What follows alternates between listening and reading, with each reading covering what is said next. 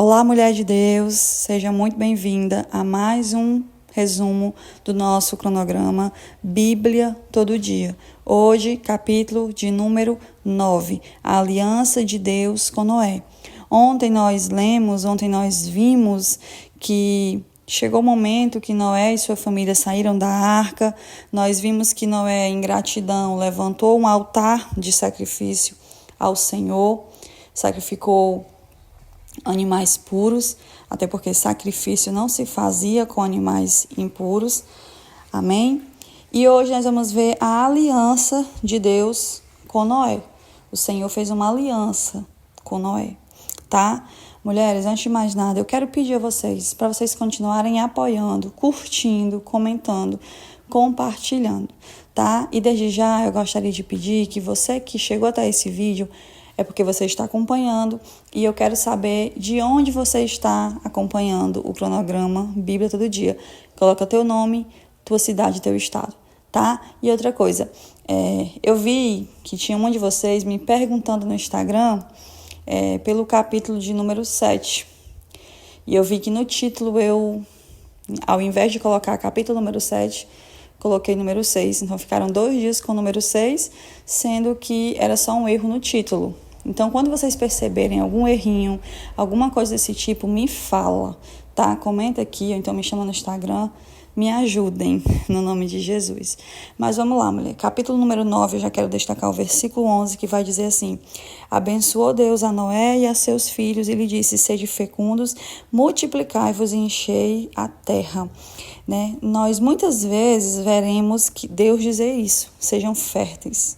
Nós vimos lá no comecinho de tudo, no Jardim do Éden, a vontade de Deus para nós é essa, que nós sejamos prósperos, que nós nos multipliquemos, que nós... O Senhor, Ele deseja para nós coisas boas.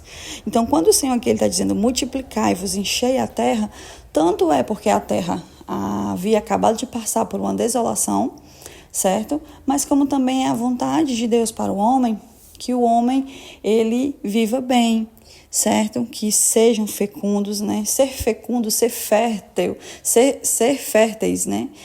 Para o Senhor é uma grandeza, tá bom? Versículo 2 e 3 vai dizer assim: pavor e medo de vós virão sobre todos os animais da terra, sobre todas as aves do céu, tudo que se move sobre a terra, e todos os peixes do mar, nas vossas mãos será entregue, e tudo que se move e vive ser-vos-á para alimento. E dando continuidade aqui a esses versículos, o que nós podemos ver? Que a mesma coisa que o Senhor fez ali no Jardim do Éden, a mesma coisa que o Senhor falou para Adão e para Eva, o Senhor lembra que eu falei para vocês que o Senhor, Ele nos criou para dominar, porque o Senhor deu domínio nas mãos de Adão, né? Ele estava ali para dominar ali no jardim, exceto ele só não dominaria Deus, ele seria dominado por Deus. Mas nós, desde sempre, o Senhor nos criou para dominar. Nós hoje, o pecado, ele tem nos deixado muitas vezes ser dominado por certas coisas, por vícios, por pessoas, por sentimentos, mas o Senhor não nos criou assim. É o pecado que ocasiona isso na nossa vida. Mas veja que tudo aquilo que o Senhor estava fazendo, tinha feito, o propósito do coração, quando o Senhor criou o homem, né, criou Adão, criou Eva, era também o mesmo propósito aqui. Não mudou. Ele estava falando basicamente as mesmas coisas para Noé. No versículo 11, nós vamos ver: estabeleço a minha aliança convosco, não será mais destruída toda a carne por águas de dilúvio, nem haverá dilúvio para destruir a terra. Nunca mais haverá um dilúvio, mulheres, certo? O Senhor, Ele deu a palavra dele, a palavra do Senhor, uma vez dita, uma vez proferida, nós podemos entender que é para sempre.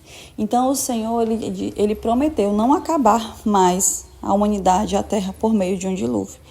No versículo 13, vai dizer: porém nas nuvens o meu arco será por sinal da aliança entre mim e a terra. Sucederá que quando eu trouxer nuvens sobre a terra e nelas aparecer o arco, então me lembrarei da minha aliança firmada entre mim e vós e todos os seres viventes de toda a carne, e a água mais não tornarão em dilúvio para destruir toda a carne. O Senhor, o arco-íris, né? Que acredito que vocês já saibam. O arco-íris, quando ele aparece no céu, nós que temos conhecimento da palavra de Deus, sempre que olharmos para um arco-íris, devemos nos lembrar da aliança que o Senhor teve para com Noé e para com todos nós, certo? É uma aliança de Deus, da fidelidade de Deus, uma demonstração também daquilo que o Senhor prometeu, certo? E é interessante porque, assim, o arco-íris, hoje o pecado, ele tenta muitas vezes ofuscar, esconder ou contrariar aquilo que é a vontade de Deus. Todo pecado, ele vai contrariar uma vontade de Deus, um princípio de Deus. Ou seja, o pecado da mentira, ele é o contrário do princípio de Deus da verdade, que nós não podemos andar com mentira. Não é isso? Então, assim, tudo que é pecado, ele vai contrariar. O pecado do adultério quebra o princípio de fidelidade, que é um princípio estabelecido por Deus. Então, da mesma forma que nós vamos ver Satanás querendo deturpar isso. Homossexualidade, nós sabemos que é pecado. Mas o Senhor é amor, mas o Senhor é justiça, mas o Senhor ama todo mundo. Ok, mas Deus é amor, né? Mas Ele também é justiça. E princípios, eles não são quebrados. E assim, nós não devemos odiar os homossexuais, mas a homossexualidade é pecado. É pecado e ponto, entendeu? Quebra um princípio de Deus. E aí nós vemos hoje que o homossexualismo usa o arco-íris como seu símbolo. Então hoje as pessoas, quando batem o olho em um arco-íris, se você faz algo com arco-íris, se você fizer uma arte para a igreja com arco-íris, lembra logo de quê? Não lembra da aliança de Deus, lembra-se do símbolo da homossexualidade. Para você ver como Satanás ele tenta deturpar, ele tenta ofuscar as coisas de Deus. Mulheres, desculpa aí os barulhos externos, é porque minha rua hoje está bastante movimentada. Versículo 20, vamos ver aqui que Noé, ele pronuncia bênção e maldição. Sendo Noé lavrador, passou a plantar uma vinha. Eu acho muito interessante que Noé, aqui a Bíblia vai dizer, sendo Noé lavrador, passou a plantar uma vinha. Que eu já falei para vocês aqui que Noé ele não era construtor de arca ou de nada, ele era agricultor quando o Senhor chamou Noé e confiou-lhe o propósito da construção da arca. Mas é interessante que quando passa tudo aquilo, Noé ele não vai querer ser construtor. Noé ele volta para o seu ofício, ele volta a ser agricultor. O que nós aprendemos com isso?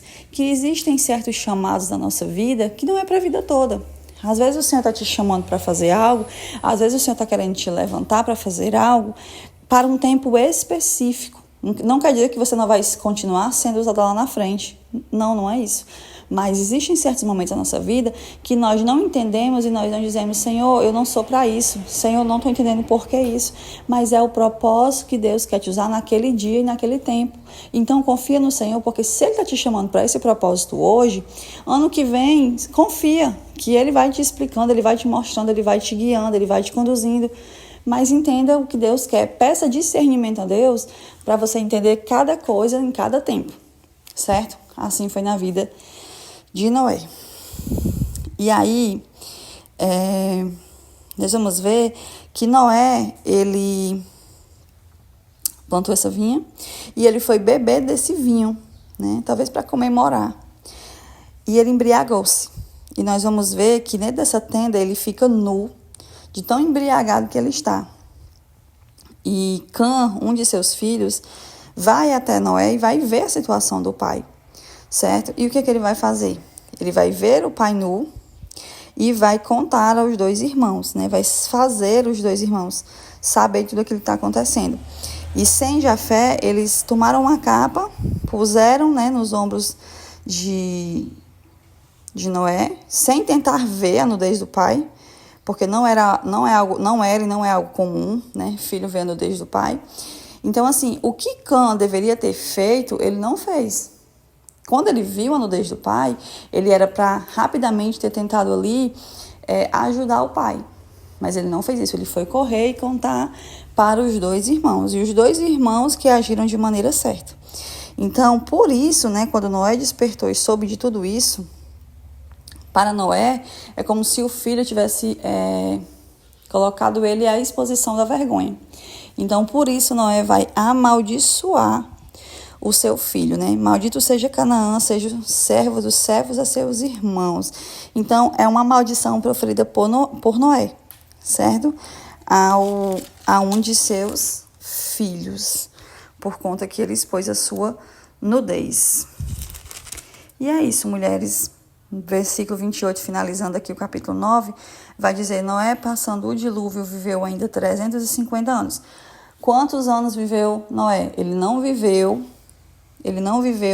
só 350 anos, certo? Todos os dias de Noé foram 950 anos.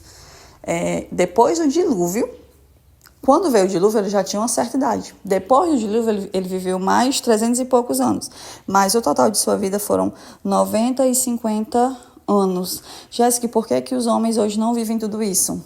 Lembra daquele capítulo que o Senhor disse que, por conta da maldade do coração do homem, o Espírito do Senhor não agiria por tanto tempo, né? Não agiria para sempre no homem. E ali ele fez diminuir a duração de vida do ser humano na terra, tá bom? Deus abençoe vocês e até amanhã, se Deus quiser.